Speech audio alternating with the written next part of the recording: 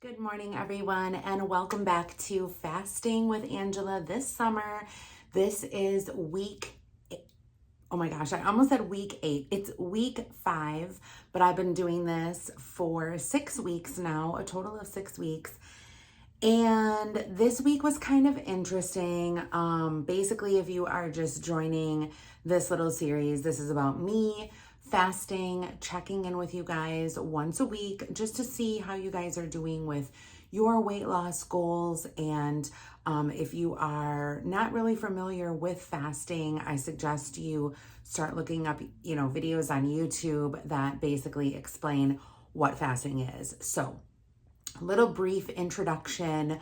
I only eat my meal once a day. My eating window is between 6 and 7 p.m. and then I cut off. So now that we have that established and explained, because a lot of people have been asking, what is fasting? What's going on? In my first episode, I did link one of the videos, I believe, that kind of goes through fasting and explains how to do it, how to get into the groove of it, how to, start out if you're new or whatever. So I've got my coffee, so let's chat. So this week, it was an interesting week. I get on the scale every single day, and as you guys know, last week and the week before and the week before that, so like I've lost a total of 18.6 pounds since I started 6 weeks ago. So that's almost 20 pounds in 6 weeks. That's substantially a good amount of weight, I feel.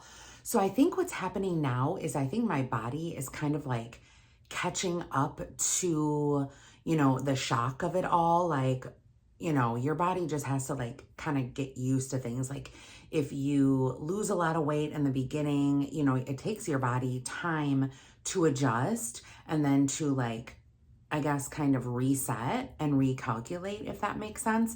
So I got on the scale every single day this week, and one day I would be down a pound. The next day I would be up 1.2 pounds. The next day I would be down 2 pounds, and then up and down and up and down. So I got myself on the scale today and I was up 0.2 pounds. So 2 ounces, whatever. So basically I stayed the same this week. I look at it as a win. I didn't, gain a lot of weight. But I didn't lose a lot of weight either. But I have to give myself grace because I know this is going to be, a journey that I'm taking, and I've done this before, and, there are going to be like these little tiny setbacks where I am going to gain on certain weeks and I am going to lose on certain weeks. And as long as the average is a loss, I'm fine with it. A lot of you guys do not get on the scale every day. I right now need to get on the scale to keep myself accountable. And yeah, that's just how I'm doing it right now. I know that it's, not really good for you to weigh yourself every day, but I feel like I'm not up to where I need to be, where I can actually do that and not weigh myself every day. I also count my calories every day.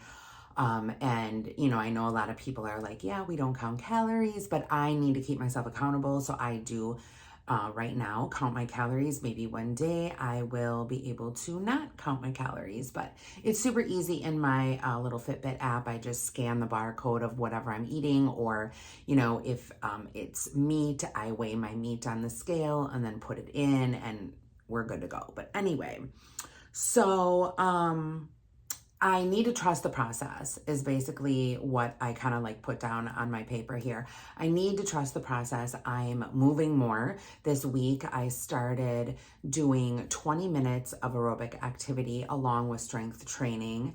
By the way, my knee, you guys, is so much better. I don't know what I did to it. I must have either tore the muscle and it like repaired itself pretty fast, or I stretched it out, but I was like hurting there for a little bit. But this week I took it easy up until I knew that I was safe to work out. Then I started exercising and I haven't had any problems with my knee. So the only problems that I really have are my ankles. Sometimes my ankles give me pain and it's like a shooting pain, and then all of a sudden it's gone. So I don't know what that's about. But anyway, so I'm moving more. I need to trust the process. I'm eating clean. I'm getting enough sleep. I could probably be drinking more water, but I'm getting my water in. If you're doing all of the right things, then it's just your body trying to catch up with itself and try to figure, shit out or whatever. Oh, I've also been trying to keep my stress down, which is another big thing. I'm usually always stressed. So after the doctor's appointment last week, I really could breathe again, knowing that nothing was wrong. And I'm feeling more relaxed now. So that's a good thing. But anyway, this week I have also been kind of focusing on improving my microbiome. The microbiome is just bacteria in your gut, and some people have good bacteria, some people have bad bacteria. The bad bacteria is bad. It basically makes you crave sweets and sugar, and I'm trying to kill that bacteria right now, and I'm trying to rebuild the good microbiome in my stomach that puts the cravings down, that, makes me feel healthy, that gets me in a state of, I guess, able to lose weight. Anyway, so I have been drinking the apple cider vinegar with the mother in my water. I love this stuff, you guys. Some people can't handle this. I suggest starting out slow, putting a little bit of it in your water, and there are tons of probiotic, prebiotic things in here. I don't know, but it's really, really good for your microbiome. So make sure to get the unpasteurized and make sure it says with the mother. That is super important. So that's what that looks like here. And yeah, you'll notice that there's like a little bit of buildup on the bottom or whatever. So you just kind of like, don't shake it. Whatever you do, don't shake it. Just kind of gently go like this and mix it all up, and then pour like a teaspoon or a tablespoon in a big jug of water. Like I said, a lot of people can't do it because they don't like it, but I don't mind it at all.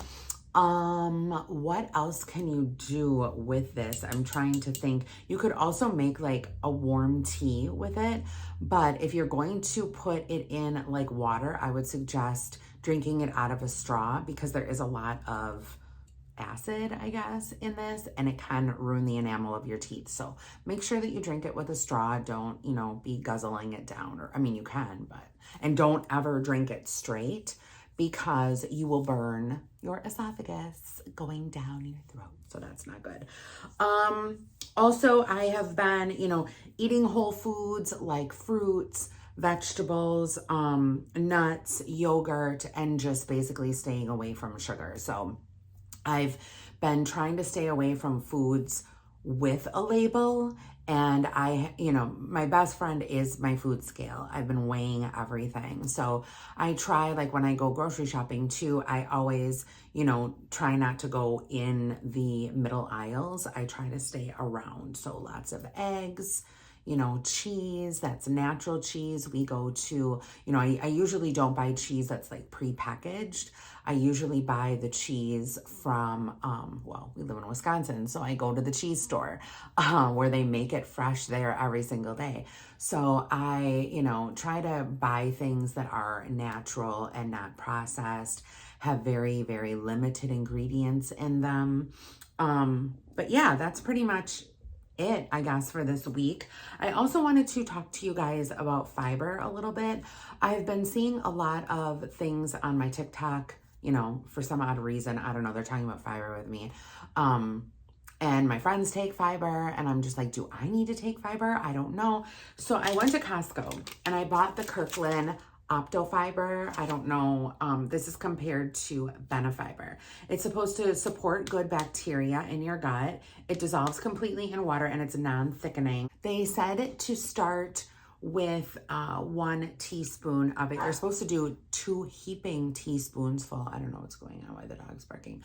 But anyway, you're supposed to do 2 heaping teaspoonfuls of this, but start out slow. So I did. I only did like a leveled off teaspoon in my water, and it does dissolve super great. I did that for like 4 days, and I got backed up. So I don't know what, I thought it was supposed to do the opposite. I thought it was supposed to clear you out, but unfortunately I got backed up. So then after thinking that I was doing something really good, I had to do the Smooth Move tea. This is something that is supposed to be really good, and it does definitely work. One tea bag soaked for 15 minutes, and then after that, you take the tea bag and you like squeeze it, so it squeezes all of the medicine out, and you are regular, girl. You are regular like 3 times in. So it definitely clears you out. This I got on Amazon. It's called Traditional Medicines Organic Smooth Move Tea. And it's original with senna. So it gets you moving. But yeah, let me know about the fiber. Let me know what you guys think. Should I be taking fiber? Shouldn't I? Is it good for you? I've heard conflicting things. Somebody says, no, you don't need any fiber at all. Like what you're doing is fine. Another person is like, no, fiber is really good. It like cleans out your colon. But then other people say, no, it like blocks up the colon. So I don't know, enough colon talk. I hope you guys all have a great week, and I will see you guys all next week. Bye, everyone.